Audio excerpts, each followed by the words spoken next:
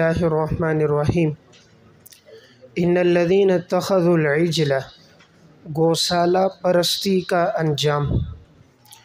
گوسالہ پرستی یعنی بچھڑے کی عبادت کا انجام۔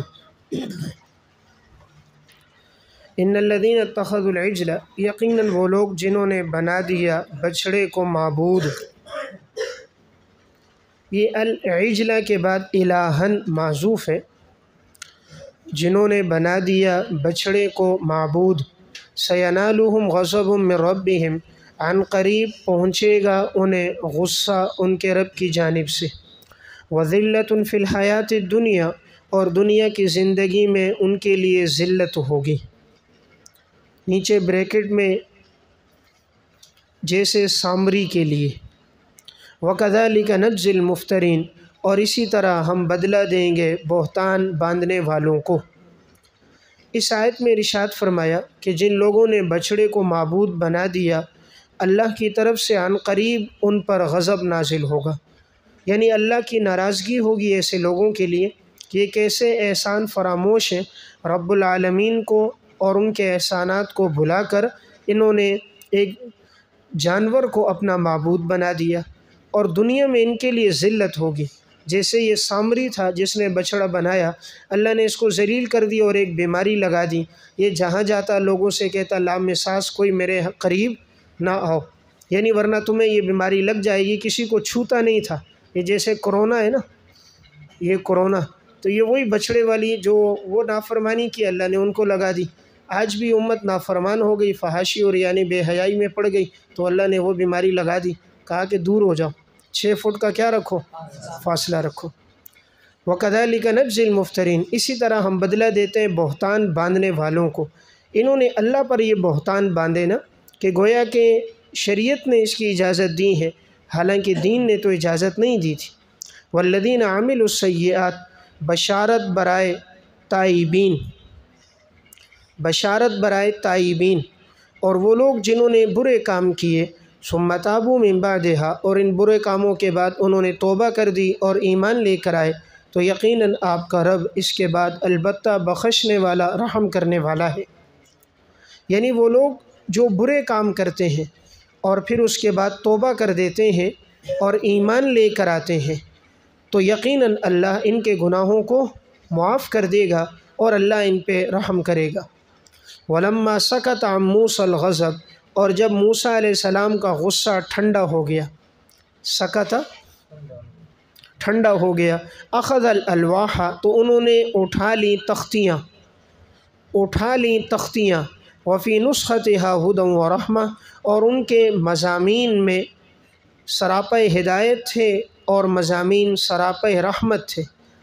للذین هم لربهم یرہبون ان لوگوں کے لیے جو اپنے رب سے ڈرنے والے ہیں، جو اپنے رب سے ڈرنے والے ہیں۔ موسیٰ علیہ السلام نے ابتدا میں غصے میں تختیاں رکھ دی تھیں جب انہوں نے اپنے قوم کے لوگوں کو بچھڑے کی عبادت میں دیکھا تھا۔ اب جب پوری وضاحت سامنے آ گئی کہ حضرت ہارون علیہ السلام نے ان کو پوری تبلیغ کی دین پہنچایا لیکن ان لوگوں نے بات نہیں مانی، موسیٰ علیہ السلام کو اصل صورتحال کا علم ہو گیا۔ اب انہوں نے ان تختیوں کو دوبارہ اٹھایا اور ان تختیوں پہ مضامین تھے، وہ مضامین ہدن، اس کے نیچے لکھیں علماً، یہ وہ مضامین سراپہ ہدایت تھے باعتبار علم کے، ورحمتن اس کے نیچے عملاً، اور وہ سراپہ رحمت تھے باعتبار عمل کے، ان لوگوں کے لیے جو اپنے رب سے ڈرنے والے ہیں۔ یہاں یرہبون فعل مضارع استعمال ہوا ہے، یہ اشارہ استمرار اور دوام کی طرف ہے کہ وہ اپنے رب سے ہمیشہ ڈرنے والے ہوں۔ واختار موسیٰ قومہ 7واں واقعہ، اور موسیٰ علیہ السلام نے منتخب کر دیے اپنی قوم میں سے 70 آدمی۔ قومہ سے پہلے لفظ من معذوف ہے، من قومہ، قوم میں سے 70 آدمیوں کو منتخب کیا لمیقاتنا ہمارے مقررہ وقت کے لیے۔ فلما اخذتهم الرجفۃ پس جب پکڑ لیا ان کو زلزلے نے، جب پکڑ لیا ان کو زلزلے نے، قال رب لو شئت اہلکتہم قالا کا فاعل موسیٰ علیہ السلام ہے۔ موسیٰ علیہ السلام نے کہا اے میرے رب اگر آپ چاہتے تو آپ ان کو ہلاک کر دیتے، ان کو اس سے پہلے وَإِيَّايَ اور مجھے بھی۔ اگر آپ چاہتے تو اہلکتہم آپ ہلاک کر دیتے ان کو اس سے پہلے، وَإِيَّايَ اور مجھے بھی ہلاک کر دیتے۔ أَتُهْلِكُنَا بِمَا فَعَلَ السُّفَهَاءُ مِنَّا، کیا اے اللہ آپ ہمیں ہلاک کرو گے ان بے وقوفوں کے کام کی وجہ سے جو ہم میں سے بے وقوفوں نے کیا ہے، یعنی جو کام ہم میں بے وقوف لوگوں نے کر دیا، کیا اللہ آپ ہمیں ان بے وقوفوں کے اس کام کی وجہ سے ہلاک کر دیں گے؟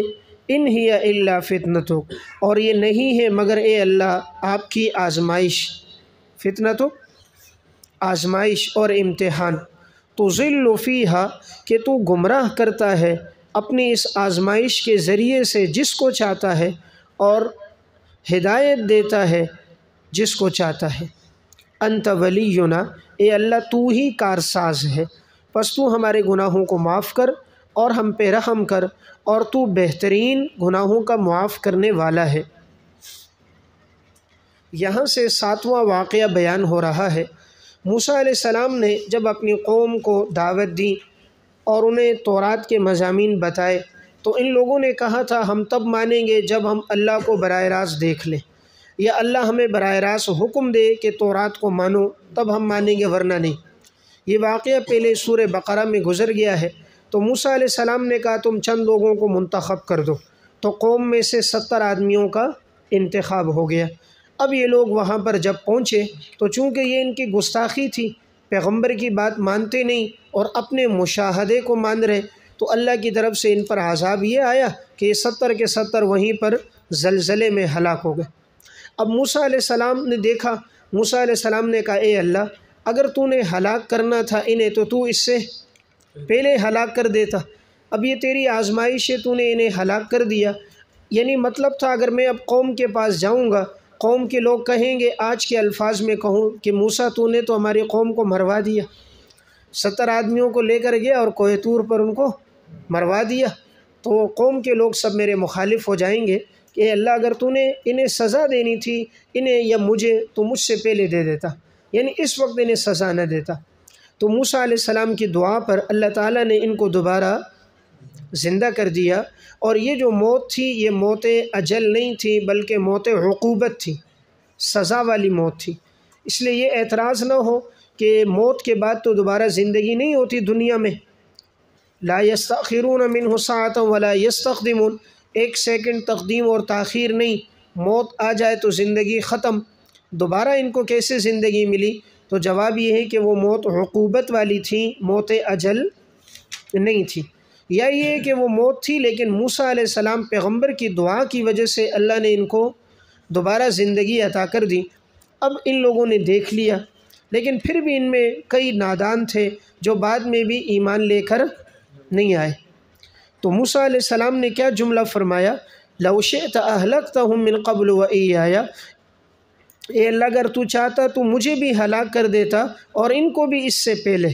اے اللہ بعض بے وقوفوں کی وجہ سے تو نے ہم سب کو ہلاک کرنا چاہ رہا ہے، یعنی یہ جو حرکتیں ہیں یہ تو نادانوں کی طرف سے، ان نادانوں کی سزا یا اللہ تو ہم سب کو نہ دے، اور یقیناً یہ تیری آزمائش ہے، اور تو اپنی آزمائش سے جس کو چاہتا ہے گمراہ کرتا ہے اور جس کو چاہتا ہے ہدایت دیتا ہے، تو ہی کارساز ہے، گناہوں کا معاف کرنے والا ہے۔ وَاكْتُبْ لَنَا فِي هَذِهِ الدُّنْيَا حَسَنَةً، پس اے اللہ تو لکھ دے ہمارے لیے اس دنیا میں بھلائی،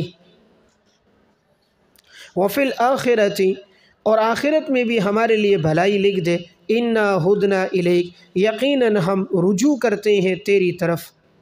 قَالَ عَذَابِي أُصِيبُ بِهِ، قَالَ کا فاعل اللہ رب العزت ہے، اللہ رب العزت نے فرمایا یہ میرا عذاب ہے، أُصِيبُ بِهِ مَنْ أَشَاءُ میں پہنچاتا ہوں جس کو میں چاہتا ہوں، وَرَحْمَتِي وَسِعَتْ كُلَّ شَيْءٍ اور میری رحمت نے گھیر لیا ہے ہر چیز کو، میری رحمت نے گھیر لیا ہے ہر چیز کو۔ کل شیء کے بعد فی الدنیا معذوف ہے، فَسَأَكْتُبُهَا لِلَّذِينَ پس ان قریب میں لکھ دوں گا اپنی اس رحمت کو، ہا ضمیر ہے رحمت کی طرف، پس میں لکھ دوں گا اپنی اس رحمت کو للذین یتقون، ان لوگوں کے لیے جو تقوی اختیار کرتے ہیں، ویؤتون الزکاۃ، اور جو زکوٰۃ دیتے ہیں، والذین هم بآیاتنا یؤمنون، اور جو ہماری آیات پر ایمان لے کر آتے ہیں۔ اس آیت میں اللہ رب العزت نے ارشاد فرمایا وَاکْتُبْ لَنَا فِي هَذِهِ الدُّنْيَا حَسَنَةً، پس اے اللہ تو لکھ دے ہمارے لیے اس دنیا میں بھلائی اور آخرت میں بھی۔ یہ حضرت موسیٰ علیہ السلام کی دعا ہے کہ یا اللہ دنیا میں بھی تو ہمیں بھلائی عطا کر اور آخرت میں بھی، اور ہم تیری طرف ہی رجوع کرتے ہیں، توبہ کرتے ہیں۔ اللہ رب العزت نے فرمایا کہ یہ میرا عذاب ہے، میں جس کو چاہتا ہوں اپنا عذاب پہنچاتا ہوں، لیکن میری رحمت جو ہے اس نے ہر چیز کو گھیر دیا۔ رحمت سے مراد اللہ کی دنیا کی رحمت، کہ دنیا میں اللہ کی رحمت مسلمان کافر تمام کو شامل ہے، لیکن آخرت میں رحمت اللہ کی صرف خاص ہوگی مومنین کے ساتھ۔ فَسَأَكْتُبُهَا، پس میں عنقریب اس رحمت کو لکھ دوں گا ان لوگوں کے لیے جن میں یہ 3 اوصاف ہوں گے۔ پہلا وصف یہ ہوگا، نمبر 1 وہ لوگ تقوی میں زندگی گزارنے والے ہوں گے، نمبر 2 جو زکوٰۃ دینے والے ہوں گے، نمبر 3 جو ہماری آیات پر ایمان لانے والے ہوں گے۔ تو یتقون کا تعلق ہے عمل قلب کے ساتھ، یعنی تقوی اختیار کرنے والے ہیں، یہ ان کے دل کا عمل ہے۔ وَيُؤْتُونَ الزَّكَاةَ کا تعلق عمل جوارح کے ساتھ، اور وَالَّذِينَ هُمْ بِآيَاتِنَا يُؤْمِنُونَ اس کا تعلق انسان کے ایمان کے ساتھ ہے کہ وہ ہماری آیات پر ایمان لانے والے ہیں اور زبان سے ان ایمان کی باتوں کا اقرار بھی کرنے والے ہیں، دل سے تصدیق اور زبان سے اقرار۔ الذین یتبعون رسول النبی الامی، الذین سے پہلے ہم معذوف ہے کہ وہ لوگ جو پیروی کرتے ہیں اس رسول کی جو نبی ہے اور امی ہے۔ امی ہے، امی کا معنی یعنی جس نے کسی سے علم نہیں حاصل کیا، جس نے دنیا میں کسی سے علم نہیں حاصل کیا۔ الذین یجدونہ مکتوبا عندہم فی التوراۃ، کہ تم پاتے ہو ان کا تذکرہ لکھا ہوا اپنے پاس تورات میں اور انجیل میں۔ یأمرہم بالمعروف، جو حکم دیتا ہے تمہیں بھلائی کا اور روکتا ہے تمہیں برائی سے۔ ویحل لہم الطیبات، اور وہ حلال کرتا ہے تمہارے لیے پاکیزہ چیزیں۔ ویحرم علیہم الخبائث، اور وہ حرام کرتا ہے تمہارے لیے خبیث چیزوں کو، نجس چیزوں کو۔ ویضع عنہم اصرہم، اور وہ اتارتا ہے ان سے ان کے بوجھ۔ والاغلال، اور طوق۔ التی کانت علیہم، جو اغلال اور طوق ان پر پڑے ہوئے ہیں۔ فالذین آمنوا بہ، پس جو لوگ ایمان لے کر آئے حضور پر، وعزروہ، اور آپ کی تعظیم کی، ونصروہ، اور آپ کی مدد کی، اور پیروی کی اس نور کی جو نور نازل کیا گیا آپ کے ساتھ۔ اولئک ھم المفلحون، یہی لوگ کامیاب لوگ ہیں۔ الذین یتبعون الرسول، اس کے نیچے جملہ معترضہ کہ یہ وہ لوگ ہیں جو پیروی کرتے ہیں اس رسول کی جو نبی امی ہے۔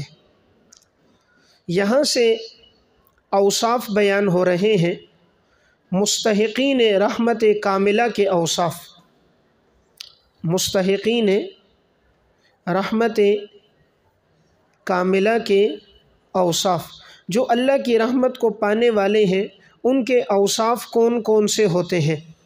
اگر اس اعتبار سے دیکھا جائے تو اوپر کے 3 اوصاف کو بھی ساتھ شامل کریں۔ فَسَأَكْتُبُهَا پر یہ عنوان لگائیں، فَسَأَكْتُبُهَا پر مستحقین رحمت کاملہ کے اوصاف، تو وہاں سے اوصاف بیان ہوئے۔ تو پہلا وصف تھا کہ جو تقوی اختیار کرنے والے ہوں، دوسرا وصف زکوٰۃ دینے والے ہوں، تیسرا وصف ہماری آیات پر ایمان لانے والے ہوں، اور چوتھا وصف جو ہمارے نبی امی کی پیروی کرنے والے ہوں۔ دیکھیں یہاں رسول کے بعد لفظ نبی، نبی کے ساتھ قید کیا لگائی؟ امی۔ امی اصل میں سے ہے، یعنی اور میں نسبت ماں کی طرف ہوتی ہے، جب انسان ماں کے پیٹ سے پیدا ہوتا ہے تو وہ بالکل ان پڑھ ہوتا ہے، ناواقف ہوتا ہے، اس کے پاس کسی شے کا علم نہیں ہوتا۔ حضور کو امی اس لحاظ سے کہا گیا کہ آپ نے دنیا میں کسی سے علم نہیں حاصل کیا، اللہ رب العزت نے براہ راست آپ کو علم دیا، جبرائیل امین کے واسطے سے علم دیا، دنیا میں کوئی آپ کا استاذ نہیں ہے۔ تو یہ دیکھیں، عام انسانوں کے لیے تو امی ہونا عیب ہے، پیغمبر کے لیے امی ہونا بہت بڑا کمال ہے۔ عام آدمی اگر پڑھا لکھا نہیں ہے، اس کے پاس کوئی تعلیم دین کی نہیں ہے، تو وہ ان پڑھ ہے، لیکن حضور کے لیے بڑا کمال تھا۔ اور اس میں حکمت یہ تھی کہ اگر آپ دنیا میں کسی سے علم حاصل کرتے تو لوگ کہتے یہ علم اس لیے آپ کے پاس ہے کہ فلاں آپ کا استاذ ہے، فلاں نے آپ کو سکھایا ہے۔ عموماً انسان میں کمالات ہوں تو وہ اس کے والدین، اساتذہ کی طرف منسوب کیے جاتے ہیں، اور ان کی جس کی صحبت حاصل ہو ان کی طرف منسوب ہوتے ہیں۔ اس لیے اللہ نے نہیں چاہا کہ دنیا میں آپ کسی کے سامنے اپنے زانوئے تلمستے کریں، بلکہ براہ راست اللہ نے آپ کو علم دیا۔ تو چوتھا وصف کہ اس نبی امی کی پیروی کرتے ہیں، اور اس نبی کا مقام اور مرتبہ اتنا بلند و بالا ہے کہ تم اس نبی کے اوصاف پاتے ہو اپنی کتابوں میں، تورات میں بھی اور انجیل میں بھی۔ یعنی اس نبی آخر الزمان کا تذکرہ اور چرچا ان کے آنے سے پہلے ہم نے کر دیا، اور کسی عام اور سطحی کتابوں میں، اخبارات اور رسائل میں نہیں، بلکہ اللہ کی مقدس کتابوں تورات اور انجیل میں بھی اس کا تذکرہ تھا۔ اور اس نبی کے اوصاف میں پانچواں وصف کیا ہے؟ یأمرہم بالمعروف، وہ حکم دیتا ہے تمہیں بھلائی کا، اور نمبر 6 روکتا ہے تمہیں برائی سے، وَيُحِلُّ لَهُمُ الطَّيِّبَاتِ، اور حلال کرتا ہے تمہارے لیے پاکیزہ چیزیں، جیسے نیچے لکھے اونٹ وغیرہ، اور حرام کرتا ہے تمہارے لیے خبیث چیزوں کو، جیسے خنزیر وغیرہ، اور اتارتا ہے تم سے بوجھ اور طوق، نیچے لکھے مراد مشکل احکامات۔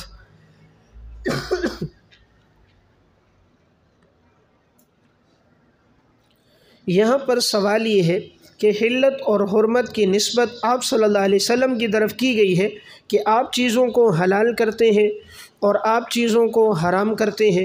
حالانکہ سورہ تحریم میں تو اللہ رب العزت نے یہ فرمایا کہ یا ایھا النبی لما تحرم ما احل اللہ لک، کیوں آپ نے اپنے اوپر حرام کیا جس چیز کو اللہ نے آپ کے لیے حلال کیا؟ معلوم ہوا حلال اور حرام کرنے کا اختیار صرف رب العالمین کو ہے۔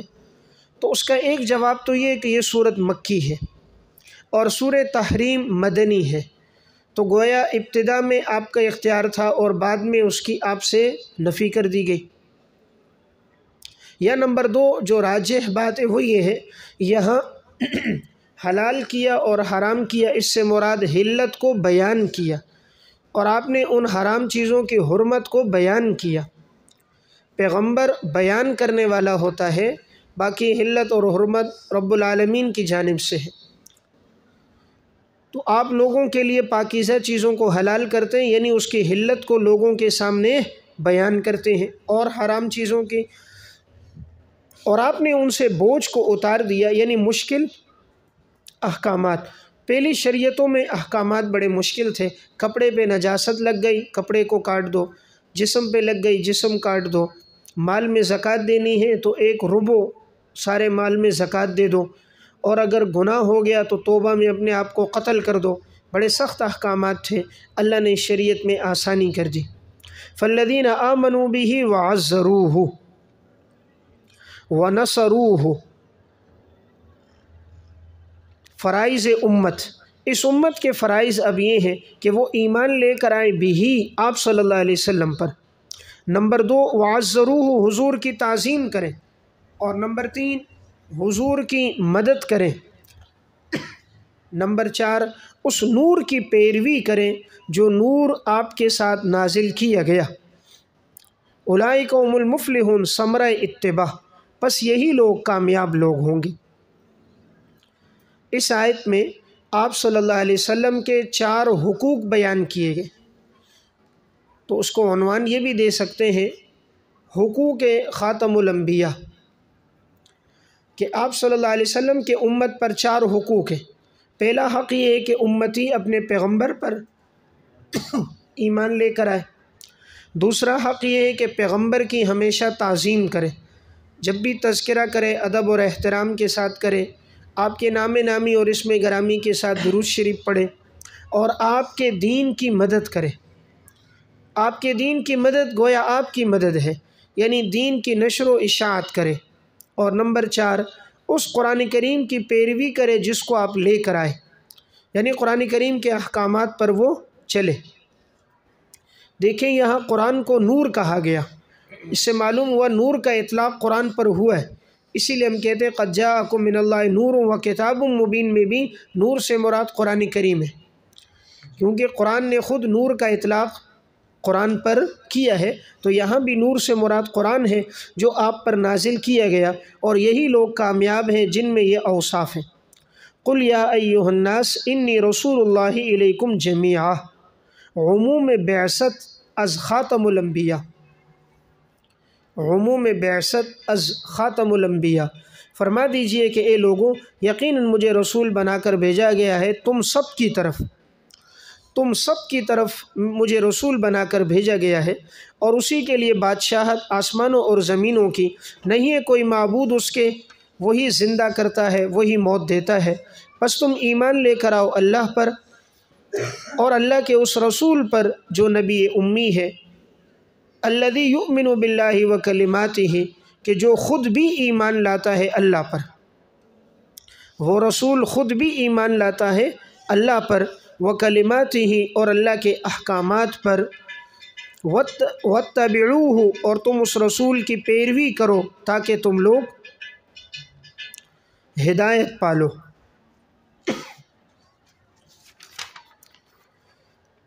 دیکھیں اس آیت میں آپ صلی اللہ علیہ وسلم کے عموم میں بعثت کو بیان کیا گیا کہ آپ کسی علاقے، شہر، بستی کے نبی نہیں ہیں، بلکہ آپ تمام انسانیت کے نبی ہیں۔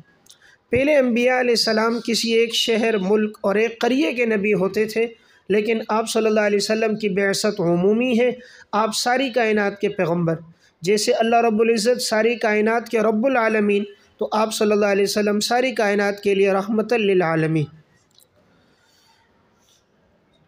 اللہ نے آپ کو رسول بنا کر بھیجا، اور اللہ رب العزت وہ ہے جو زمین اور آسمان کا بادشاہ ہے، اس کی مرضی ہے جس کو رسول بنائے اور جہاں تک کے لیے رسول بنائے، ساری مملکت کے لیے بنائے یا کسی ایک شہر کے لیے، اس کی مرضی ہے، اس لیے کہ وہ زمین اور آسمان کا بادشاہ ہے، اسے کسی کے مشورے کی حاجت نہیں ہے، نہیں ہے کوئی معبود سوائے اسی کے، وہی زندگی بھی دیتا ہے اور وہی موت بھی دیتا ہے۔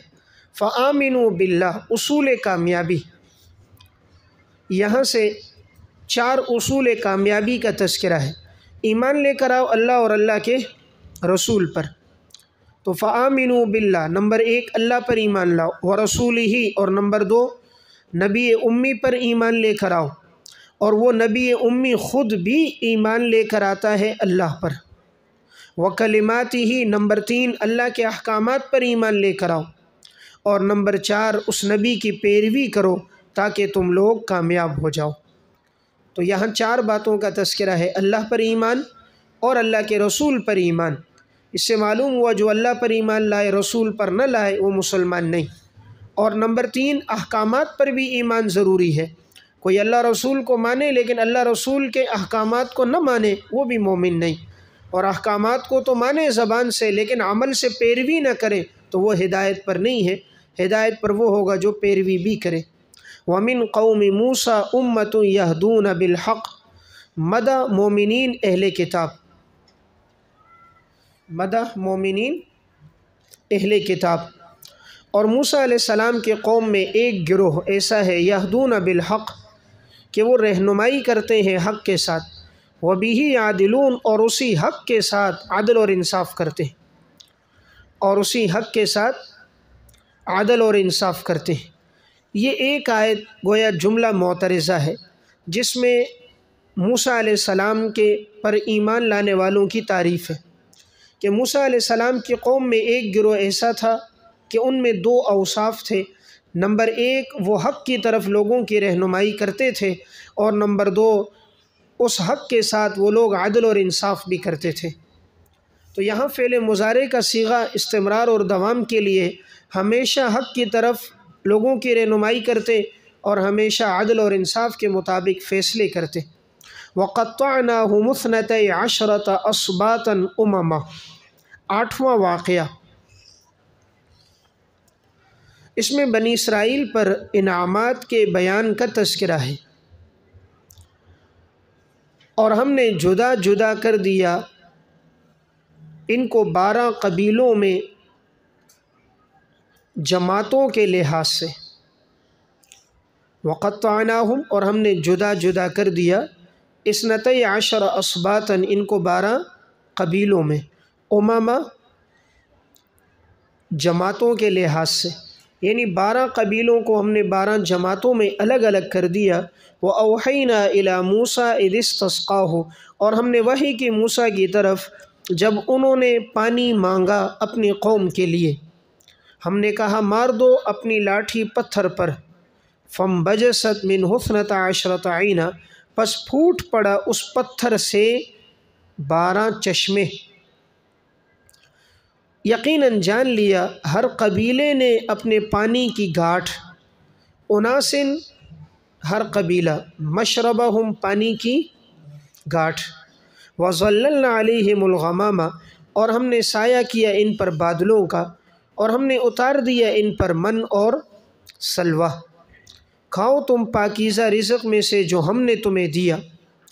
وَمَا ظَلَمُونَا، نہیں ظلم کیا انہوں نے ہم پر۔ ترجمہ لکھیں، نہیں ظلم کیا انہوں نے ہم پر۔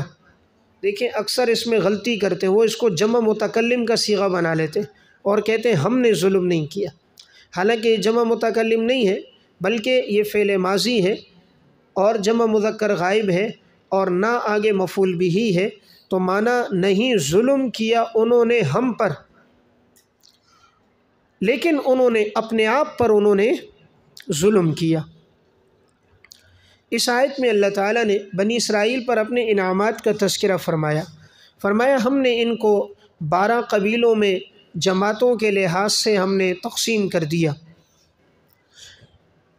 قطع فعل ہے اور نہ مفعول ہے، ہم ضمیر مفعول اول ہے، اثنتي عشر مفعول ثانی ہے، اور اسباطاً یہ بدل ہے، اور امما یہ صفت واقع ہے کہ ہم نے 12 میں ان کو قبیلوں کی صورت میں ہم نے الگ الگ کر دیا جماعتوں کے لحاظ سے۔ تو چونکہ یہ 12 قبیلے تھے تو اللہ نے ان کے لیے 12 الگ الگ چشمے بنائے، اتنی اللہ نے ان کی رعایت رکھی، حالانکہ ایک چشمے کا پانی بھی کافی ہے، لیکن چونکہ ان کا مزاج الگ تھا، عموماً ان میں جھگڑے ہوتے رہتے تھے، تو اللہ نے اتنے ان پر احسانات کیے کہ ہر قبیلے کے لیے چشمہ بھی الگ الگ رکھا۔ اور ہم نے وحی کی موسیٰ علیہ السلام کی طرف جب انہوں نے اپنی قوم کے لیے پانی طلب کیا، ہم نے کہا تم اپنی لاٹھی کو مار دو، بس جیسے مارا تو اس سے 12 چشمے جاری ہو گئے۔ دیکھیں یہاں لفظ آیا فَانْبَجَسَتْ، اور سورہ بقرہ میں لفظ آیا تھا فَانْفَجَرَتْ۔ فَانْبَجَسَتْ اس کا معنی ہوتا ہے تھوڑا تھوڑا پانی نکلنا، اور فَانْفَجَرَتْ کا معنی ہوتا ہے خوب پانی نکلنا، یعنی تیز پانی نکلنا۔ تو ابتدا میں تھوڑا تھوڑا پانی نکلا اور بعد میں وہ پانی تیز ہو گیا، تو اس طرح ان میں تطبیق ہو گئی۔ اب وہاں چونکہ اللہ کے بڑے بڑے انعامات کا تذکرہ تھا سورہ بقرہ میں، اس لیے وہاں فَانْفَجَرَتْ کہا، اور یہاں انعامات کا تذکرہ تدریجاً ہو رہا ہے تو اس لیے فَانْبَجَسَتْ فرمایا کہ 12 چشمے ہم نے ان کے لیے جاری کر دیے۔ اب دیکھیں یہاں انعامات کا تذکرہ ہو رہا ہے، تو سب سے پہلا انعام اللہ تعالیٰ نے ان پر کیا کیا؟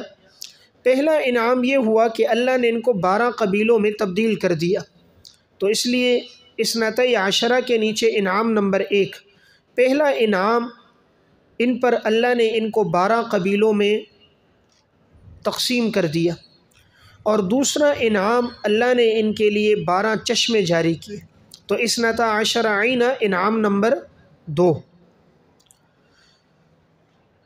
ہر قبیلے کے لیے الگ الگ چشمہ رکھا تاکہ ان کی پانی کے سلسلے میں لڑائی نہ ہو۔ وَظَلَّلْنَا انعام نمبر 3 ہم نے ان کے اوپر سایہ کیا. وَأَنزَلْنَا عَلَيْهِمُ الْمَنَّ انعام نمبر 4 اور ہم نے ان کے اوپر من اور سلوہ کو اتارا. اور ہم نے کہا کہ کھاؤ اس پاکیزہ رزق میں سے جو ہم نے تمہیں دیا. اس رزق کو پاکیزہ اس لیے کہا کہ یہ بالکل خالص حلال تھا، کیونکہ محض اللہ کی جانب سے تھا. انسان جو خود کماتا ہے بسا اوقات اس میں حرمت، اور اگر حرمت نہ بھی ہو تو شبہ تو آ ہی جاتا ہے. حرام سے بہت کم کوئی ہے کہ جو بچ سکے. اس لیے مال انسان کے کمایا ہوا کہیں نہ کہیں حرمت آ جاتی ہے، مشتبہات آ جاتے ہیں، لیکن یہ خالص حلال رزق تھا. تو نہیں انہوں نے ظلم کیا ہم پر، بلکہ انہوں نے اپنے آپ پر ظلم کیا، یعنی نافرمانی کی سزا انہیں ملے گی نا. تو انہوں نے نافرمانی کر کے ہمیں کوئی تکلیف نہیں پہنچائی. وَإِذْ قِيلَ لَهُمُ اسْكُنُوا نقم بنی اسرائیل، نقم یعنی بنی اسرائیل کی طرف سے جو وعدے کی خلاف ورزیاں ہوئیں، نافرمانیاں ہوئیں، وہ کون کون سی تھیں؟ جب ان سے کہا گیا کہ تم لوگ ٹھہرو اس بستی میں، قریہ کے نیچے بیت المقدس، اس بیت المقدس میں ٹھہرو. وَكُلُوا مِنْهَا حَيْثُ شِئْتُمْ اور کھاؤ تم اس بستی میں جہاں چاہو. وَقُولُوا حِطَّةٌ اور تم یہ کہو کہ اے اللہ تو ہمارے گناہ معاف کر دے. حِطَّةٌ ہمارے گناہ معاف کر دے. اور تم داخل ہو جاؤ دروازے سے سجداً جھکتے ہوئے، جھکتے ہوئے، تو ہم معاف کر لیں گے تمہارے گناہوں کو، اور ہم بڑھا دیں گے نیکوکاروں کو، نیکوکاروں کو اور ان کے نیک اعمال کو ہم بڑھا دیں گے. پس بدل دیا ان لوگوں نے جنہوں نے ظلم کیا ان میں سے اس قول کو اس کے علاوہ جو ان سے کہا گیا تھا. فَبَدَّلَ الَّذِينَ ظَلَمُوا مِنْهُمْ پس بدل دیا اس کو ان لوگوں نے جنہوں نے ظلم کیا تھا ان میں سے، قولاً اس قول کو اس کے علاوہ جو ان سے کہا گیا. پس ہم نے بھیج دیا ان کے اوپر طاعون آسمان سے، بسبب اس کے کہ یہ لوگ ظلم کرنے والے تھے.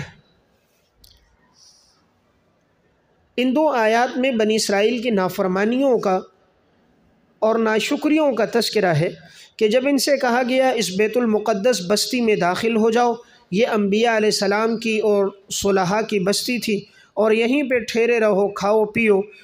اور ان سے کہا گیا کہ تم اللہ سے دعا کرو کہ اللہ تمہارے گناہ معاف کرے. اب انہوں نے بجائے حِطَّةٌ کہنے کے یہ لوگ کہتے ہیں حِنطَةٌ گندم. ان سے کہا گیا تھا جب دروازے سے داخل ہو جاؤ جھک کر داخل ہو جاؤ. اب یہ تو لفظ سجدن سے کیا مراد ہے؟ یا تو سجدن سے مراد یہی تھا کہ دروازے پر پہنچ کر تم سجدہ کرو، شہر کے مرکزی دروازے پر پہنچ کر سجدہ کرو کہ اللہ تعالیٰ نے تمہیں تمہارا دوبارہ اپنے آبائی شہر میں لوٹا دیا. اور یہ نمبر 2 یہاں مراد یہ تھا کہ تم جھکتے ہوئے داخل ہو جاؤ، یعنی عاجزی کرو، اکڑ کر داخل نہ ہو جاؤ.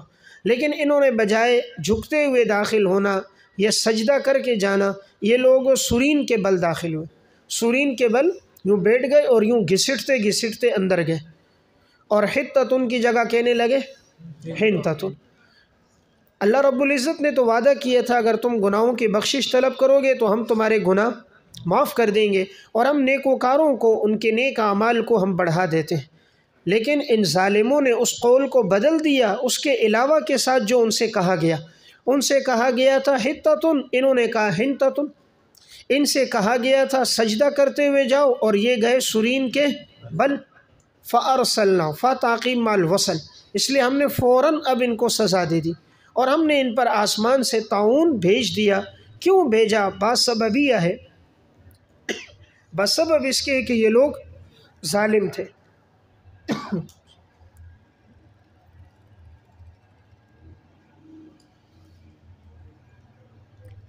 یہاں فعل مضارع استمرار اور دوام کے لیے، یعنی ان میں یہ ظلم کا گناہ، نافرمانی کا گناہ کوئی وقتی نہیں تھا بلکہ دائمی گناہ تھا، اور ہمیشہ یہ لوگ اس گناہ میں پڑے رہتے تھے. سجی تو نہیں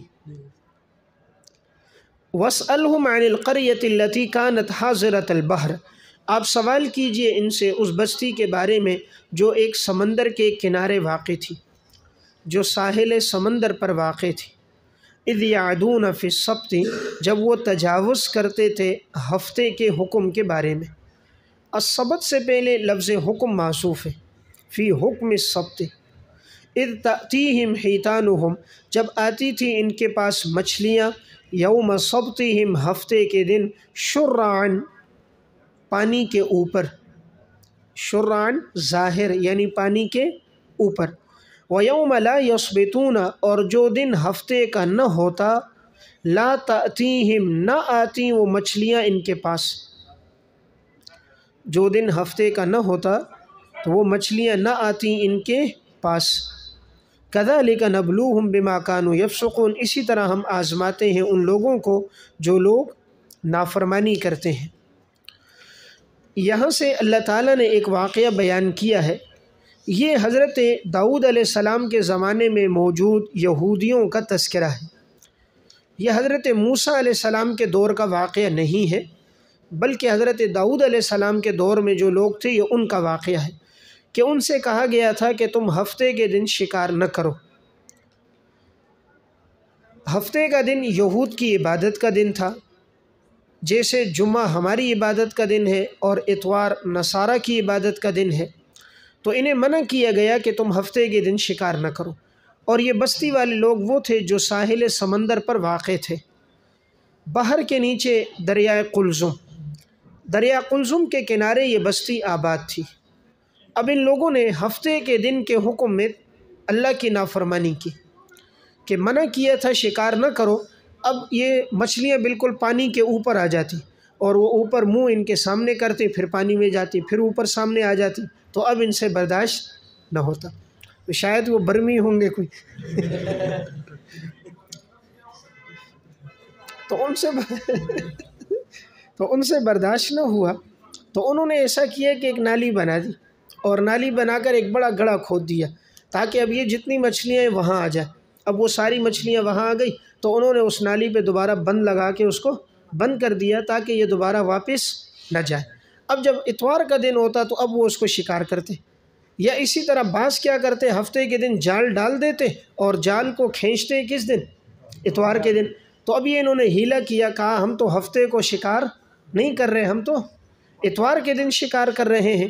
تو اب اللہ کی طرف سے آزمائش تھی کہ جو دن ہفتے کا ہوتا تو حیتانہم یوم سبتہم شرعاً، یہ مچھلیاں ہفتے کے دن بالکل ظاہر یعنی پانی کے اوپر ہوتی تھی، وَيَوْمَ لَا يَصْبِتُونَ، اور جو ہفتے کا دن نہیں ہوتا تھا تو یہ مچھلیاں بالکل ان کے پاس نہیں آتی تھیں، گویا پانی کی تہہ میں چلی جاتیں۔ اسی طرح ہم آزماتے تھے ان لوگوں کو جو نافرمانی کرنے والے ہیں۔ اب ان کو اللہ نے آزمایا، جب انہوں نے اللہ کی نافرمانی کی تو اللہ تعالیٰ نے پھر ان کو سزا یہ دی کہ اللہ نے ان کو بندروں کی صورت میں مسخ کر دیا۔ اور پھر یہ جو قوم والے لوگ تھے وہ لوگ انہیں سمجھاتے تھے لیکن یہ لوگ نہیں مانتے تھے۔ 3 دن کے بعد پھر ان پر عذاب آیا اور اللہ نے وَإِذْ قَالَتْ أُمَّةٌ مِّنْهُمْ، اور جب کہا ایک جماعت نے ان میں سے، لِمَ تَعِظُونَ قَوْمًا اللَّهُ مُهْلِكُهُمْ، کیوں تم وعظ کر رہے ہو ایسی قوم کو جس کو اللہ نے ہلاک کرنے کا ارادہ کیا ہے، او معذبہم عذابا شدیدا، یا جسے اللہ عذاب دینا چاہتا ہے سخت عذاب۔ قالوا معذرتاً، تو اس گروہ نے جواب دیا، معذرتاً الی ربکم، کہ معذرت پیش کرنے کے لیے اللہ کے ہاں، معذرت پیش کرنے کے لیے اللہ کے ہاں، بریکٹ میں، تاکہ ہم رب کے حضور بری و ذمہ ہو جائیں، تاکہ ہم رب کے حضور بری و ذمہ ہو جائیں، وَلَعَلَّهُمْ يَتَّقُونَ، اور شاید کہ یہ لوگ ڈر جائیں۔ دیکھیں بات یہ چل رہی تھی کہ حضرت داؤد علیہ السلام کے دور میں ان یہودیوں کو منع کیا گیا تھا کہ تم ہفتے کے دن شکار نہ کرو، تو اب ان کے اندر 3 جماعتیں ہو گئیں۔ ایک جماعت تو وہ تھی جو بالکل شکار سے اپنے آپ کو روک کے رکھتی تھی، اور دوسری جماعت وہ تھی کہ جس نے ان کو سمجھایا کہ تم اس گناہ سے اپنے آپ کو باز رکھو، لیکن یہ لوگ نہ مانے۔ تو ایک جماعت وہ تھی جو مسلسل نافرمانی کر رہی تھی، اور ایک جماعت وہ تھی جنہوں نے انہیں 1 دفعہ 2 دفعہ سمجھایا، یہ لوگ باز نہ آئے تو انہوں نے ان کو چھوڑ دیا۔ اور تیسری جماعت وہ تھی کہ وہ مایوس نہ ہوئی بلکہ وہ بدستور ان کو سمجھاتی رہی۔ تو گویا یہ 3 جماعتیں بن گئے۔ ایک جماعت تو وہ جس نے نافرمانی کی، ہفتے کے دن شکار کر دیا، اور دوسری جماعت وہ ہے جس نے چند مرتبہ سمجھایا لیکن یہ لوگ باز نہ آئے تو وہ مایوس ہو کر انہوں نے چھوڑ دیا، اور تیسری جماعت وہ ہے جو مایوس نہ ہوئی بلکہ وہ بدستور ان کو سمجھاتی رہی۔ تو یہاں پر جو بات آ رہی ہے وَإِذْ قَالَتْ أُمَّةٌ مِّنْهُمْ، تو اس میں لکھو گے دوسرے گروہ نے تیسرے سے کہا، یا دوسرے گروہ نے تیسرے گروہ سے کہا، لِمَ تَعِظُونَ، کیوں تم نصیحت کرتے ہو ان کو جن کو اللہ ہلاک کرنے والا ہے یا اللہ سخت عذاب دینے والا ہے۔ تو یہ دوسرا گروہ وہ تھا جنہوں نے چند دفعہ نصیحت کی اور انہوں نے نہیں مانا تو وہ بیٹھ گئے۔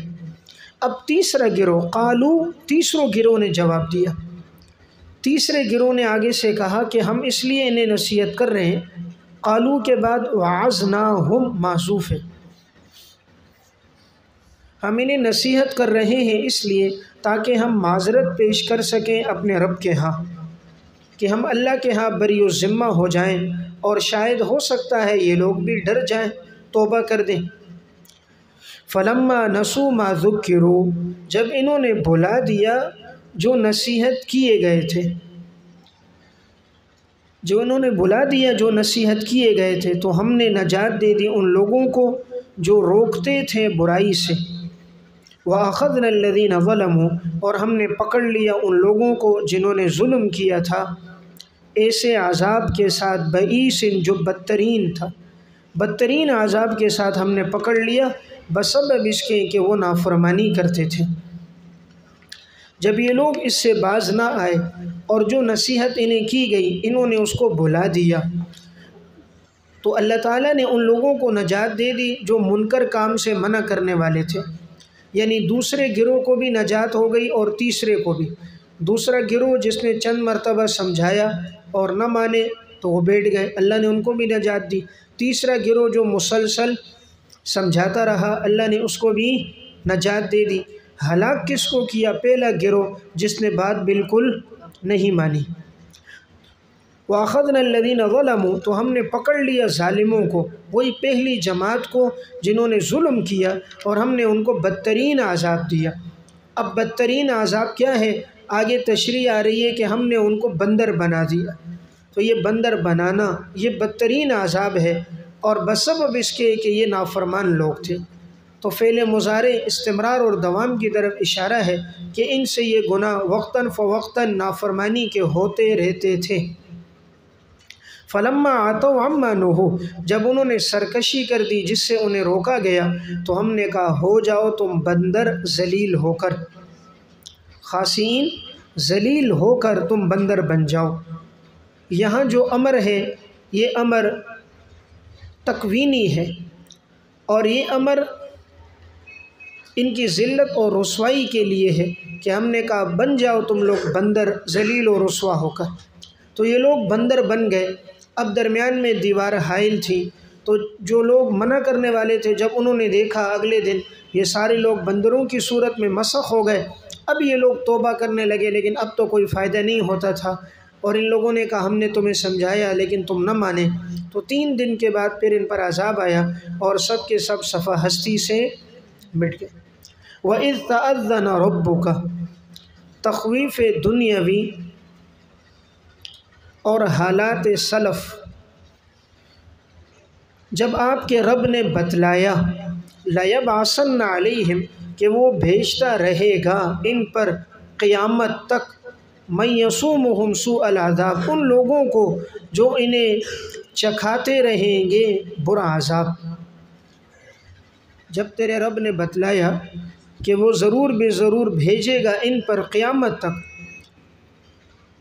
جو انہیں چکھاتے رہیں گے برا عذاب، اللہ بھیجے گا بریکٹ میں یعنی مسلط کرے گا، اللہ ان پر ایسے لوگوں کو مسلط کر دے گا جو قیامت تک ان کو برا عذاب چکھاتے رہیں گے، اور یقیناً تیرے رب کا عذاب بہت جلد آنے والا ہے، اور یقیناً تیرے رب بخشنے والا رحم کرنے والا ہے۔ تو یہود پر اس دور سے لے کر آج تک یہی ہے کہ ان پر ایسے لوگ مسلط ہو گئے اور یہ لوگ مختلف عذاب کا شکار ہیں۔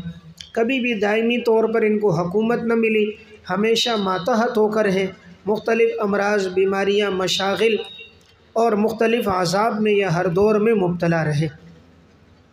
وَقَطَّعْنَاهُمْ فِي الْأَرْضِ أُمَمًا، اور ہم نے جدا جدا کر دیا انہیں کئی گروہ بنا کر۔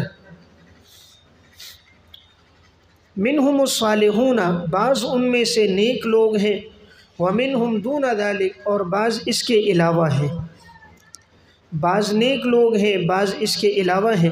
وبلوناہم بالحسنات، ہم نے آزمایا انہیں خوشحالی کے ساتھ، والسیئات، اور بدحالی کے ساتھ، لعلہم یرجعون، تاکہ وہ لوگ لوٹ آئیں اللہ کی طرف، تاکہ وہ لوگ لوٹ آئیں اللہ کی طرف۔ اس آیت میں فرمایا کہ ہم نے ان لوگوں کو جدا جدا کر دیا، کئی گروہ اور جماعتیں ان میں بن گئی، ان میں سے بعض تو نیکوکار تھے اور بعض اس کے علاوہ تھے، یعنی فاسق، فاجر اور کفار تھے۔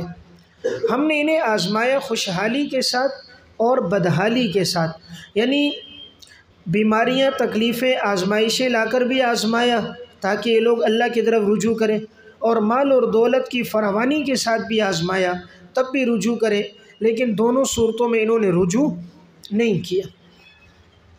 فخلف من بعدہم، حالات خلف، حالت خلف، نیچے لکھیں حرام خور اور دین فروش۔ اب بعد میں آنے والے نااہل لوگ ایسے آئے کہ جنہوں نے اپنی زندگی کا مقصد حرام خوری کو اور دین فروشی کو بنایا۔ فخلف من بعدہم خلف، پس جانشین ہوئے ان کے بعد برے جانشین، ورثوا الکتاب، کہ وہ وارث ہوئے تھے سلف سے کتاب کے، وہ سلف سے کتاب کے وارث ہوئے۔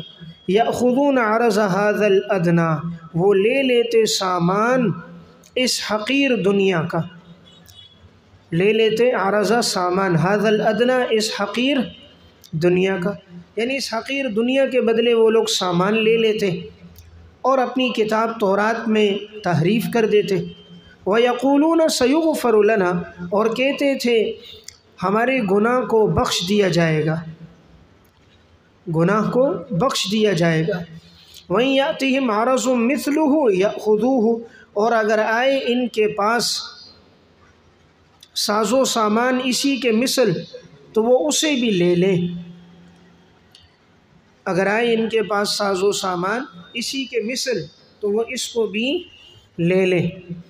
الم یؤخذ علیہم میثاق الکتاب، کیا نہیں لیا گیا تھا ان سے کتاب میں پختہ وعدہ کہ وہ نہ کہیں اللہ پر مگر حق بات۔ ودرسوا ما فیہ، حالانکہ انہوں نے پڑھ لیا جو کچھ اس میں ہے، حالانکہ انہوں نے پڑھ لیا جو کچھ اس میں ہے۔ والدار الآخرۃ خیر، آخرت کا گھر تو بہتر ہے ان لوگوں کے لیے جو لوگ تقوی اختیار کرنے والے ہیں، تو کیا تم لوگ عقل نہیں رکھتے ہو؟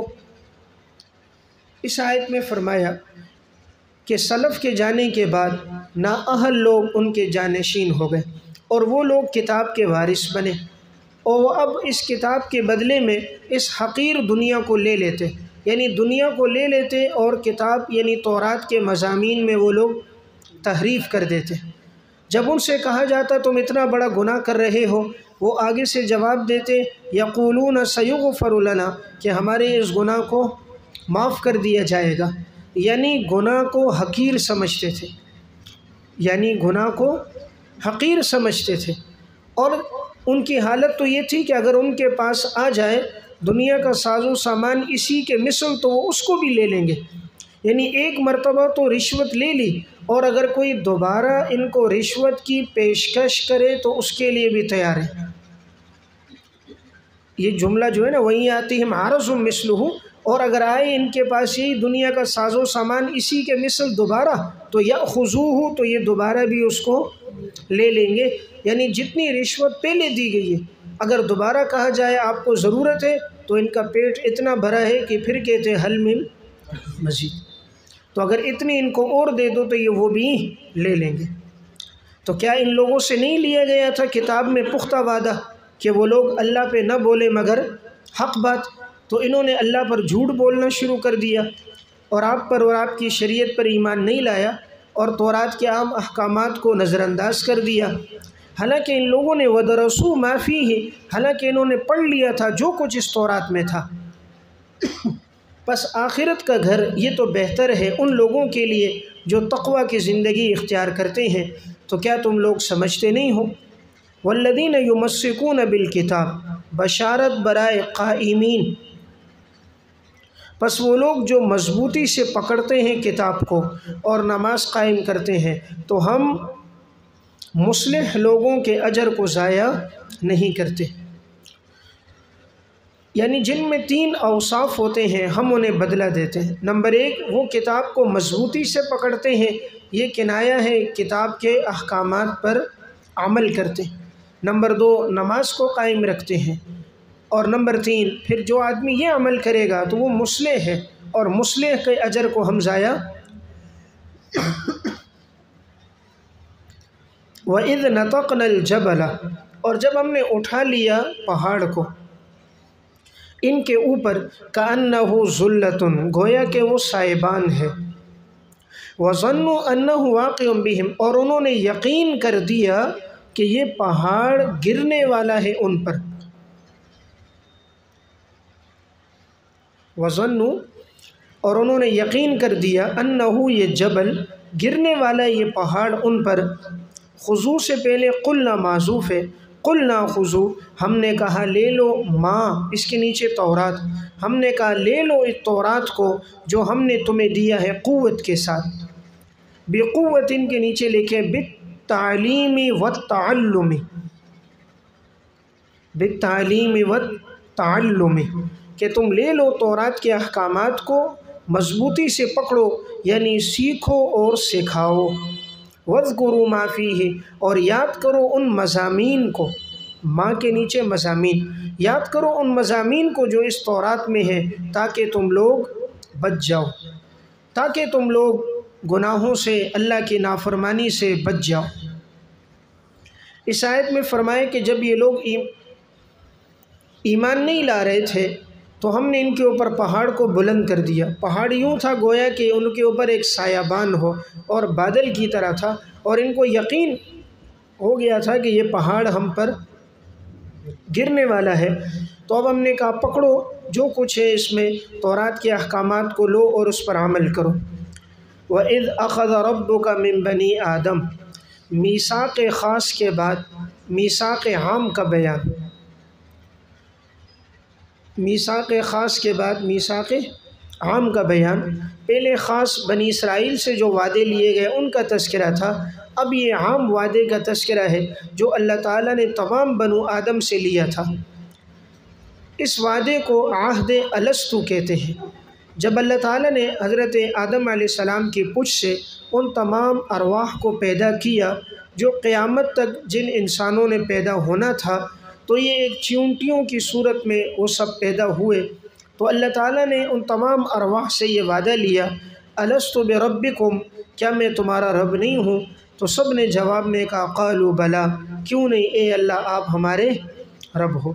تو یہ وہ وعدہ ہے جو اللہ نے تمام انسانیت سے لیا ہے، تو گویا ہر انسان کی فطرت میں اللہ کی ربوبیت کو ماننا، توحید کا اقرار کرنا اور فطرت اسلام پہ ہونا، یہ ہر انسان کی گویا فطرت میں شامل ہے۔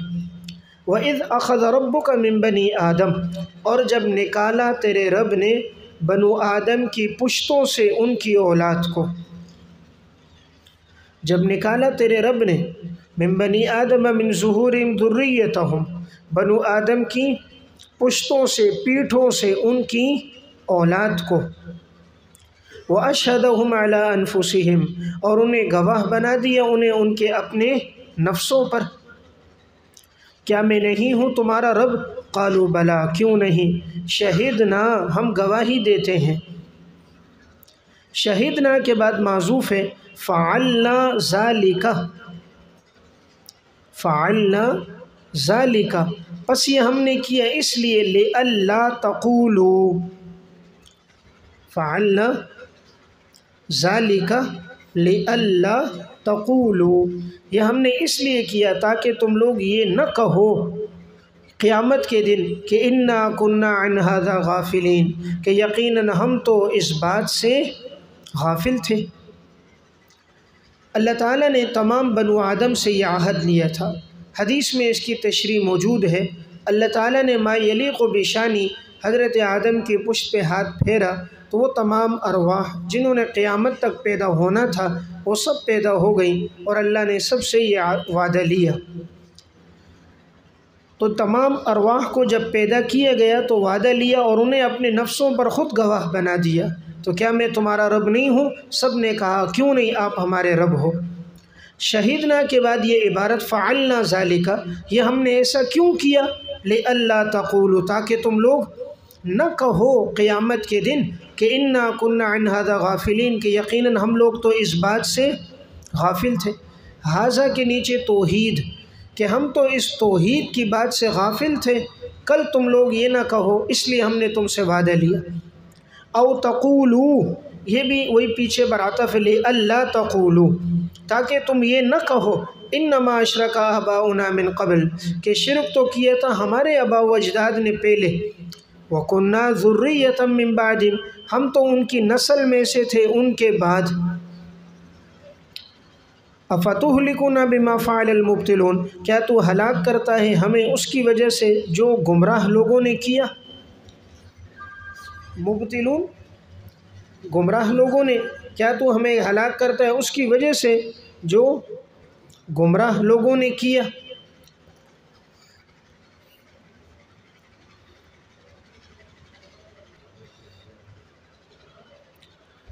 تاکہ تم لوگ یہ بات نہ کہو کہ شرک کیا تھا ہمارے آباء و اجداد نے اور ہم تو ان کی نسل میں سے تھے ان کے بعد، کیا تو ہلاک کرتا ہے ہمیں گمراہ لوگوں کے فعل کی وجہ سے، تاکہ قیامت کے دن کوئی آدمی یہ نہ کہہ سکے۔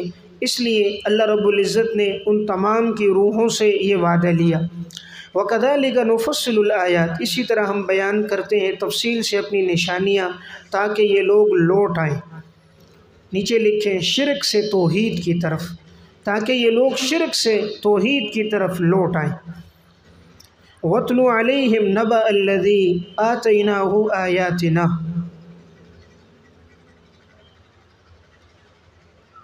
ناقض میثاق کا انجام، وعدے کو توڑنے والے کا انجام۔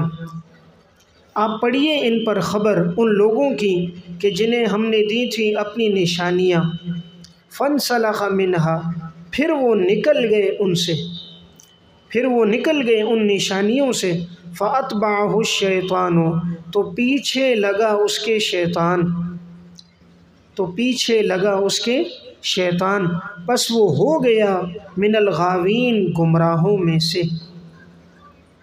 وَلَوْ شِئْنَا لَرَفَعْنَاهُ اگر ہم چاہتے تو البتہ ہم بلند کر دیتے اس کو، بہا بسبب ان آیات کے، اگر ہم چاہتے تو ہم بلند کر دیتے ان کو بسبب ان آیات کے، وَلَكِنَّهُ أَخْلَدَ إِلَى الْأَرْضِ لیکن وہ جھک گیا مائل ہو گیا زمین کی طرف، عرض کے نیچے دنیا، لیکن وہ زمین دنیا کی طرف مائل ہو گیا، وَاتَّبَعَ هَوَاهُ اور پیچھے لگ گیا خواہشات کے، فَمَثَلُهُ كَمَثَلِ الْكَلْبِ بس اس کی مثال تو مانند کتے کی مثال کے ہے، إِن تَحْمِلْ عَلَيْهِ يَلْهَث اگر تو حملہ کرے اس پر تب بھی وہ ہانپتا ہے، اور بعض نے ترجمہ کیا اگر اس پہ بوجھ لا دے اگر اس پر بوجھ لا دو تب بھی وہ ہانپتا ہے یعنی زبان باہر نکال دیتا ہے، او تترکو اور اگر چھوڑ دو یلہس تب بھی وہ ہانپتا ہے۔ ذالک مثل القوم الذین، یہی مثال ہے ان لوگوں کی جنہوں نے جھٹلایا ہماری نشانیوں کو۔ فقصص القصص لعلہم یتفکرون، پس آپ بیان کیجئے یہ واقعات تاکہ وہ لوگ اس میں غور و فکر کریں۔ یہ واقعہ کس کے بارے میں ہے؟ اکثر مفسرین نے یہاں ایک واقعہ نقل کیا ہے، بلعم ابن باعورہ۔ بلعم ابن باعورہ یہ ایک بڑا عابد اور ابتدا میں بڑا پرہیزگار انسان تھا، لیکن یہ عورتوں کے بہکاوے میں اور دنیا اور خواہشات کی طرف لگ گیا۔ اس دور کے حکمران نے اس کو لالچ دی کہ معاذ اللہ تم موسیٰ علیہ السلام پیغمبر کے لیے بد دعا کرو۔ تو یہ پہلے آمادہ نہ ہوا، لیکن جب عورتوں کو بھیجا گیا تو عورتوں کے فتنے میں یہ پڑ گیا، اور جب اس کو دنیا کی لالچ اور خواہشات دی گئی تو یہ اس کی طرف چلا گیا، اور اب یہ موسیٰ علیہ السلام پہ بد دعا کرنے لگا تو اس کی زبان کتے کی طرح باہر آ گئی تھی۔ تو اب یہ بجائے بد دعا موسیٰ علیہ السلام کی طرف کرنے کے اپنی قوم اور اپنے بادشاہ اور اپنے آپ کو کر رہا تھا۔ تو وہ اس کو کہتے بابا جی کیا کر رہا ہے؟ ہاں، وہ آگے سے کہتا اب میرے اختیار میں نہیں۔ تو وہ جو بد دعا تھی وہ الٹا اپنے آپ پر اور اپنے اس بادشاہ پر اور اپنے لوگوں پہ کرنا شروع کر دیا۔ تو یہ انسان جو نیکوکار تھا، لیکن جب دنیا کی طرف جھکا، عورتوں کی طرف میلان ہوا، خواہشات پہ اپنی زندگی کو لگایا اور برحق پیغمبر کے مقابلے میں آیا، تو اللہ نے پھر اس کو رسوا اور ذلیل کر دیا، اور اس کی مثال دی کہ یہ اس طرح ہے جیسے کہ کتا ہوتا ہے۔ کتے پر کوئی چیز رکھو تب بھی ہانپتا ہے، نہ رکھو تب بھی ہانپتا ہے، ہڈی ڈالو تب بھی بھونک رہا ہے، اور اگر ہڈی نہ ڈالو ویسے گزر جاؤ تب بھی بھونکتا ہے۔ تو تشبیہ بھی کتے سے دی گئی جو بڑا ایک رسوا، اور گویا کہ آج کے عرف میں تو کتا ایک گالی ہے، کسی کو کہہ دو بھائی تو کتا ہے، وہ جھگڑنے کے لیے تیار ہو جائے گا۔ تو تشبیہ بھی دی گئی ایک کتے کے ساتھ، اور پھر کتے کی حالت بھی وہ کہ جو اس کی زبان باہر نکل آئے۔ تو یہ زبان کا باہر نکلنا یہ اشارہ اس کی خواہشات میں پڑنے کی طرف، خواہشات میں لگنے کی طرف تھا۔ جس طرح یہ کتا خواہشات میں لگا ہوا ہوتا ہے، ہر چیز کو چاٹتا ہے، تو یہ بھی دنیا کی طرح اس طرح مائل ہو گیا، اور اس کی زبان بھی پھر اسی طرح باہر نکل گئی۔ تو یہ اس کا واقعہ بیان ہو رہا ہے۔ تو اب دیکھیں وَاتْلُ عَلَيْهِمْ، پڑھیے ان پر خبر وہ کہ ہم نے دی تھی ان کو نشانیاں، لیکن پھر بھی وہ ان نشانیوں سے نکل گیا، یعنی ان نشانیوں پر عمل نہیں کیا، تو پیچھے لگ گیا اس کے شیطان۔ اب شیطان پیچھے لگا۔ جب انسان ہدایت سے ہٹتا ہے، خواہشات پہ لگتا ہے، تو پھر شیطان اس کے ساتھ ہو جاتا ہے، پھر شیطان اس کے لیے باطل کو مزین کرتا رہتا ہے، گناہوں کو خوبصورت کر کے پیش کرتا ہے، بس یہ شخص ہو گیا گمراہ لوگوں میں سے۔ اگر ہم چاہتے تو البتہ ہم اس کو بلند کر دیتے بسبب ان آیات کے، لیکن یہ خود جھکا دنیا کی طرف۔ فرمایا اگر ہم چاہتے تو ہم اس کو اور بلند عزت دے دیتے، لیکن یہ دنیا کی طرف جھکا۔ دیکھیں یار لفظ لایا عرض، عرض نیچے ہے نا زمین، اور آسمان اوپر ہے، تو یہ اشارہ کیا جتنا آدمی دنیا کی طرف جھکتا ہے اتنا رسوا ہوتا ہے، اور جتنا نیک اعمال کرتا ہے اتنا آسمان کی طرف بلند ہوتا ہے۔ زمین کی طرف جانے کے لیے جھکنا پڑتا ہے، تو یہ خواہشات کی طرف دنیا کی طرف جھکا، اور اس نے آخرت کی عزت کو چھوڑا، تو وَاتَّبَعَ هَوَاهُ، تو یہ پیچھے لگ گیا اپنی خواہشات کے، اور خواہشات تو کبھی مکمل نہیں ہوتی انسان کی۔ تو اب اس کی مثال تو کتے کی مثال ہے، اگر اس پہ بوجھ لا دو تب بھی ہانپتا ہے، اور اگر اس کو چھوڑ دو تب بھی ہانپتا ہے، یعنی کتے کا کام ہی بھونکنا ہے، ہڈی ڈالو تب بھی بھونکے گا، ہڈی نہیں ڈالو پھر بھی بھونکے گا۔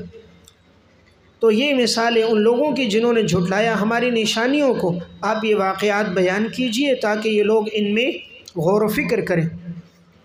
سَاءَ مَثَلُ الْقَوْمُ الَّذِينَ كَذَّبُوا بِآيَاتِنَا، بری ہے مثال ان لوگوں کی جنہوں نے جھٹلایا ہماری نشانیوں کو۔ وَأَنفُسَهُمْ كَانُوا يَظْلِمُونَ، اور ان کے اپنے نفس ہی ظلم کرنے والے تھے، یعنی وہ کسی اور پہ ظلم نہیں کر رہے تھے، ہماری نشانیوں کو جھٹلا کر اپنے اوپر ظلم کر رہے ہیں کہ گناہوں کی سزا انہیں ملے گی۔ مَن يَهْدِهِ اللَّهُ فَهُوَ الْمُهْتَدِي، پس جس کو اللہ تعالیٰ ہدایت دے پس وہی ہے ہدایت پانے والا، اور جس کو اللہ گمراہ کر دے پس وہی لوگ خسارے والے ہیں۔ وَلَقَدْ ذَرَأْنَا لِجَهَنَّمَ، اور البتہ یقیناً ہم نے پیدا کیا بہت سارے کو جنات اور انسان میں سے جہنم کے لیے، ہم نے بہت سارے لوگوں کو پیدا کیا ہے جہنم کے لیے۔ لَهُمْ قُلُوبٌ لَا يَفْقَهُونَ بِهَا، یہ کون لوگ ہیں جو جہنم کے لیے پیدا ہوئے؟ یہ وہ دل ہیں جو نہیں سمجھتے بہا حق بات کو۔ وَلَهُمْ أَعْيُنٌ لَا يُبْصِرُونَ بِهَا، اور یہ وہ آنکھیں ہیں جو نہیں دیکھتی حق کو، اور یہ وہ کان ہیں جو نہیں سنتے حق کو، بلکہ یہ تو مشابہ ہیں جانوروں کے، بل ہم اضل، بلکہ یہ تو گمراہی میں ان سے بھی بڑھ کر ہیں، یہ تو ان سے بھی زیادہ بھٹکے ہوئے ہیں۔ اولئک هم الغافلون، اور یہی لوگ غافل لوگ ہیں۔ اس آیت میں فرمایا کہ ہم نے بہت سارے لوگوں کو جنات اور انسانوں میں سے پیدا کیا جہنم کے لیے، اور یہ کون لوگ پیدا ہوئے ہیں؟ تو ان کے بارے میں 3 باتیں بیان کی۔ نمبر 1، یہ وہ لوگ ہیں جن کے دل حق کو نہیں سمجھتے۔ نمبر 2، وہ آنکھیں ہیں جو حق کی نشانیوں کو نہیں دیکھتی۔ نمبر 3، وہ کان ہیں جو حق بات کو توجہ سے نہیں سنتے۔ تو یہ لوگ تو پھر جانوروں کے مشابہ ہیں، بلکہ یہ تو جانوروں سے بھی بڑھ کر ہیں، اور یہی لوگ غافل لوگ ہیں۔ دیکھیں، معلوم ہوا جو آدمی ہدایت پر نہیں ہے وہ جانور کی طرح ہے۔ جس طرح جانور کا مقصد کھانا پینا ہوتا ہے، بول و براز ہے، باقی کوئی مقصد نہیں، اسی طرح اگر ایک آدمی ہدایت پر نہیں ہے تو دنیا تو وہ جانور کی طرح کھا رہا پی رہا ہے، اس کی کوئی اصل زندگی نہیں ہے۔ جانور سے بڑھ کر ہے، جانور کو بھی ایک راستے پہ چلاؤ وہ عادی ہو جاتا ہے۔ ایک راستے پر گدھے پہ سامان 1 دن 2 دن 3 دن لے کر جاؤ، 5ویں دن وہ خود عادی ہو جاتا ہے، اب وہ راستے پر خود مرضی سے چلتا ہے، منزل تک پہنچتا ہے۔ تو کوئی بھی جانور اگر اس کو بھی کوئی راستہ بتا دو، اس کو بھی کوئی بات سمجھا دو، وہ سمجھ جاتا ہے۔ کتے کو کوئی چیز سکھا دی جائے، طوطے کو کوئی بات بتا دی جائے، وہ بھی سمجھ جاتے ہیں۔ لیکن یہ لوگ ایسے نافرمان اور فاسق ہیں، یہ جانوروں سے بھی زیادہ بھٹکے ہوئے، یعنی ان کو تو رہنمائی مل جاتی ہے لیکن ان کو وہ بھی نہیں ملتی، اور وجہ یہ ہے کہ یہ غافل ہے، اور غافل کو ہدایت نہیں ملتی۔ دیکھیں، ایک آدمی بیمار ہو اور اسے اپنی بیماری کے علاج کی فکر ہو تو اس کو تو شفا مل جاتی ہے، لیکن ایک آدمی بیمار ہے اور اس کو یہی نہیں پتہ میں بیمار ہوں، اور اپنی بیماری کو بیماری ہی نہیں سمجھتا، تو پھر وہ طبیب کے پاس نہیں جاتا۔ اسی لیے جب وہ مرض لا علاج ہو جاتا ہے پھر اگر وہ جائے بھی تو کوئی فائدہ نہیں۔ اب یہاں ایک سوال یہ ہے، اس آیت میں آیا ہم نے بہت ساروں کو جہنم کے لیے پیدا کیا، دوسری آیت میں وَمَا خَلَقْتُ الْجِنَّ وَالْإِنسَ إِلَّا لِيَعْبُدُونَ، کہ ہم نے جنات اور انسان کو تو عبادت کے لیے پیدا کیا۔ تو بظاہر یہ تعارض ہے کہ اس آیت میں جہنم کے لیے پیدا کیا اور اس آیت میں عبادت کے لیے پیدا کیا۔ جواب یہ کہ یہ تعارض نہیں ہے، عبادت یہ غایت تشریعی ہے، غایت تشریعی، یعنی شریعت کا مقصد یہ ہے کہ انسان اور جنات کی پیدائش یہ عبادت کے لیے ہے، اور جہنم کے لیے پیدا ہونا یہ غایت تکوینی ہے۔ غایت تکوینی یعنی اللہ کی حکمت ہے کہ بعض لوگ وہ ہوں گے جو ایمان نہیں لائیں گے تو وہ جہنم میں جائیں گے، تو ان کی بھی ایک بہت بڑی تعداد ہوگی، اور جو ایمان لے کر آئیں گے وہ جنت میں جائیں گے، ان کی بھی ایک بڑی تعداد ہوگی۔ تو گویا دونوں باتیں درست ہیں۔ تو باعتبار انجام کے مومنین عبادت کے لیے پیدا ہوئے جنت میں جائیں گے، اور کفار منافقین جنہوں نے ایمان نہیں لایا تو وہ جہنم کے لیے پیدا ہوئے جہنم میں جائیں گے۔ وَلِلَّهِ الْأَسْمَاءُ الْحُسْنَى، غافلین کے حال کے بعد تنبیہ مومنین، اللہ تعالیٰ کے نام ہیں پیارے پیارے، الحسنہ پیارے خوبصورت نام ہے اللہ کے، فَادْعُوهُ بِهَا، پس اللہ کو پکارو انہی ناموں کے ساتھ، वज़रुल्लज़ीन युल्हिदून, और छोड़ दो उन नामों को जिसमें वो लोग खजरवी करते हैं, फ़ी अस्माइही, अल्लाह के नामों में खजरवी इख्तियार करते हैं, टेढ़ापन करते हैं, इल्हाद करते हैं अल्लाह के नामों में। अनकरीब बदला दिया जाएगा उनको जो वो अमल कर रहे हैं। फरमाया अल्लाह ताला के नाम हैं प्यारे प्यारे, अल्लाह ताला के 99 अस्मा हैं जिनका तज़किरा हदीस मुबारक में मौजूद है। तो अल्लाह को इन्हीं नामों के साथ इंसान पुकारे, और छोड़ दो उन नामों को जिसमें ये लोग खजरवी करते हैं। इसका क्या मतलब है? इस जुमले का एक मतलब तो ये है कि अल्लाह रब्बुल इज़्ज़त के जो अस्मा और सिफ़ात थे, मुशरिकीन इनको गैरुल्लाह के लिए इस्तेमाल करते और उन पर इतलाक़ करते थे। तो अल्लाह की सिफ़ात और नामों को मुशरिकीन गैरुल्लाह के लिए इस्तेमाल करते थे, तो ये खजरवी है। यानी जो अल्लाह की सिफ़तें हैं वो गैरुल्लाह के लिए मानते थे। सिफ़त रिज़्क़ है, सिफ़त आता है, सिफ़त इहया है, इमातत है, अभी अल्लाह के औसाफ़ हैं और वो इसे गैरुल्लाह के लिए मानते, ये खजरवी। या नंबर 2 कि वो अल्लाह के लिए वो नाम और सिफ़तें उनका तज़किरा करते हैं कि जो अल्लाह और उसके रसूल ने नहीं बतलाई। अल्लाह और उसके रसूल ने वो नाम और औसाफ़ नहीं बताए, वो अपनी मर्ज़ी से अल्लाह के लिए वो नाम और औसाफ़ बना देते कि अल्लाह का ये भी नाम है, ये भी नाम है, ये भी सिफ़त है। तो ये खजरवी है कि जो रब ने नहीं बताया तुम उस अल्लाह के लिए वो सिफ़त क्यों बना रहे हो। और या ये खजरवी है कि उन औसाफ़ के वो मानी बयान करते जो मानी और तशरीह शारे से मनक़ूल नहीं है। शारे ने जो माना बयान किया है वो माना मुराद न लेना और अपनी मंशा से उन मानी की तशरीह और तोज़ीह करना, ये खजरवी है। व मिम्मन खलक़ना उम्मतु यहदून बिलहक़, मदह मोमिनीन, और हमने इनके अंदर पैदा किया एक गिरोह जो रहनुमाई करता था हक़ के साथ, व बिही यादिलून, और वो उसी हक़ के साथ वो लोग आदल करते थे, उसी हक़ के साथ आदल करते थे। ब्रैकेट में मामलात में वो लोग आदल करते थे और लोगों को हक़ की तरफ वो लोग उनकी रहनुमाई करते